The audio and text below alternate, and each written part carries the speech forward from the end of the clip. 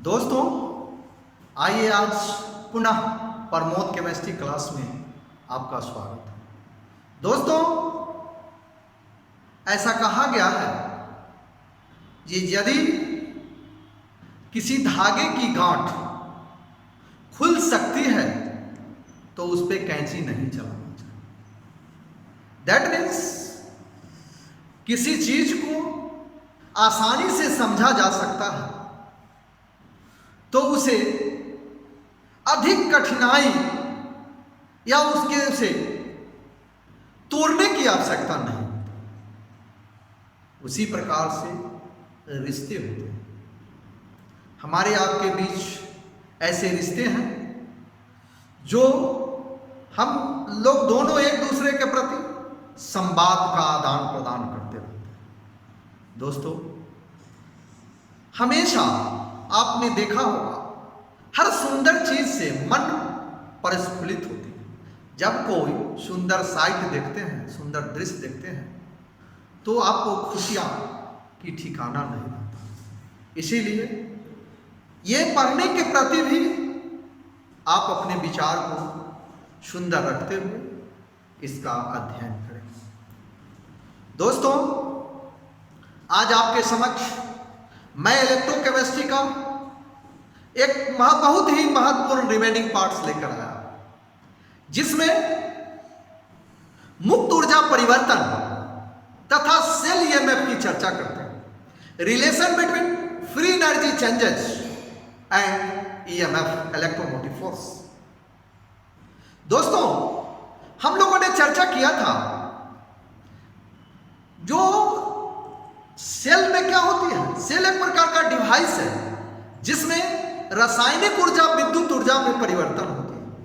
तो कितनी रासायनिक ऊर्जा विद्युत ऊर्जा में परिवर्तन होगी, उसका मेजरमेंट, उसका मापन या उसके विषय में जानकारी हम इसी टॉपिक में करेंगे, जो कितनी रासायनिक ऊर्जा विद्युत ऊर्जा में परिवर्तित होगी। तो आइए देखें, फ्री एनर्जी चेंजेस यानी free energy change and EMF, that means मुक्त ऊर्जा परिवर्तन और इलेक्ट्रोमोटिव फोर्स, विद्युत वाहक बल, ये दोनों के बीच क्या संबंध है। तो इसके तीन बिंदु हैं मुख्य। तीन बिंदुओं को यदि हम समझ पाते हैं तो इसको समझना बहुत ही आसान है। पहले बिंदु होता है कि किसी गैल्वेनिक सेल में केमिकल एनर्जी इलेक्ट्रिकल एनर्जी में परिणत होता है। तो पहले से ही हम लोग जानते हैं, प्रीवियस कई क्लासों में हम लोग इसकी चर्चा की है। ये गैल्वेनिक सेल एक ऐसा डिवाइस है, एक ऐसी यंत्र है जिसमें रासायनिक ऊर्जा विद्युत ऊर्जा में परिणत होती है। तो पहला ये बिंदु। दूसरी बिंदु है ये एक्सटर्नल सर्किट से विद्युत आवेश के प्रवाह से सेल द्वारा इलेक्ट्रिकल वर्क किया जाता है। दूसरी बिंदु है ये सेल के दोनों इलेक्ट्रोड्स को जैसे ही एक सुचालक तार या गैल्वेनोमीटर या वोल्ट मीटर द्वारा जोड़ते हैं तो एक्सटर्नल सर्किट पूर्ण हो जाता है। और जैसे ही किसी सेल के एक्सटर्नल सर्किट पूर्ण होते हैं तो आवेश के प्रवाह से क्या होता है, आवेश का प्रवाह होता है, यानी इलेक्ट्रॉन का प्रवाह होता है। आवेश के प्रवाह से सेल द्वारा विद्युतीय कार्य होता है, इलेक्ट्रिकल वर्क होता है, जिसे W इलेक्ट्रिकल कहा जाता है। तीसरा है ये कितना विद्युतीय कार्य होगा। तो तीसरा बिंदु है जो मुक्त ऊर्जा परिवर्तन के हानि के बराबर है, यानी रासायनिक ऊर्जा जब विद्युत ऊर्जा में परिणत होती है तो विद्युतीय कार्य इलेक्ट्रिकल वर्क होता है। तो कितना इलेक्ट्रिकल वर्क होगा, जितना मुक्त ऊर्जा परिवर्तन में हानि होगी यानी कमी होगी। जैसे ये loss of free energy changes यानी minus delta G is equal to electrical work. यानी W electrical work done by the electrics, यानी इलेक्ट्रिकल वर्क, तो इसको माइनस डेल्टा से यानी मुक्त ऊर्जा परिवर्तन बराबर है electric work done by electrics, विद्युत द्वारा किए गए कार्य, यानी minus delta C is equal to W electrical. Be know that हम लोग जानते हैं electrical work done is equal to quantity of electrical charge into cell EMF, यानी विद्युत द्वारा किए गए कार्य बराबर है आवेश की मात्रा गुणे विद्युत वाहक बल। इसलिए W इलेक्ट्रिकल बराबर है NF coulomb into E cell volt, बराबर है NF E cell joule, that is minus delta G is equal to NF E cell. In standard state यानी मानक अवस्था में delta G is equal to delta G0, यानी मुक्त ऊर्जा परिवर्तन मानक मुक्त ऊर्जा परिवर्तन के बराबर होते हैं कब? जब अवस्था मानक होती है। एंड ई सेल यानी सेल विभव is equal to standard cell विभव, यानी ई सेल बराबर E0 cell standard cell EMF.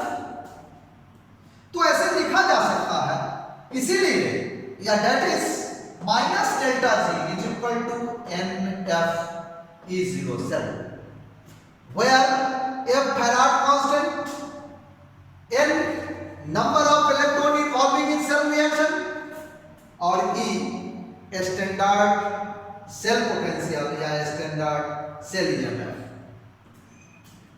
अब free energy changes and equilibrium constant में क्या रिलेशन है, क्या संबंध है इनके बीच? Be know that for standard state,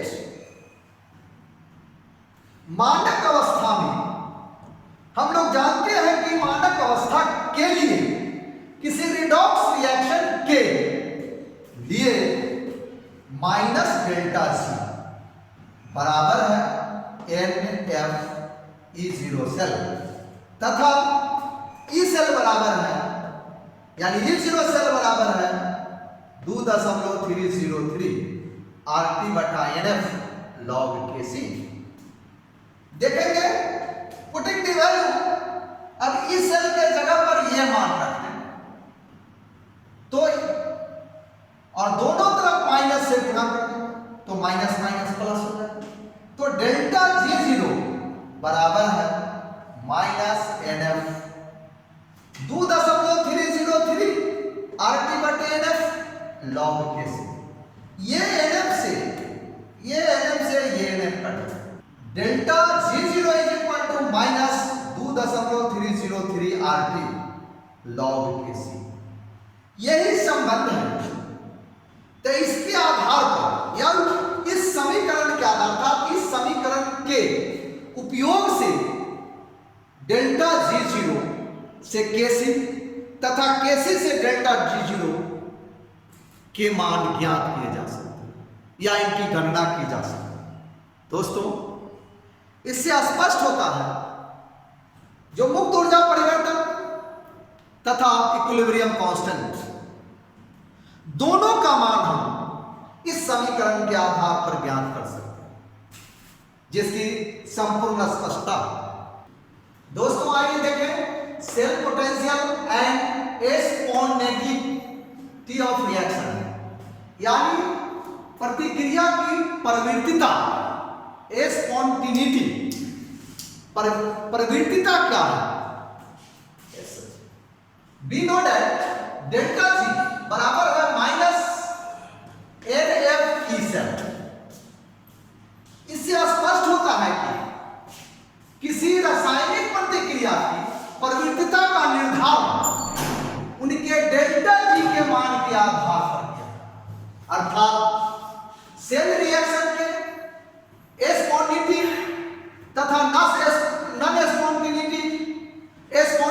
spontaneity तथा नॉन स्पॉन्टेनिटी का निर्धारण ई सेल तथा डेल्टा जी के आधार पर।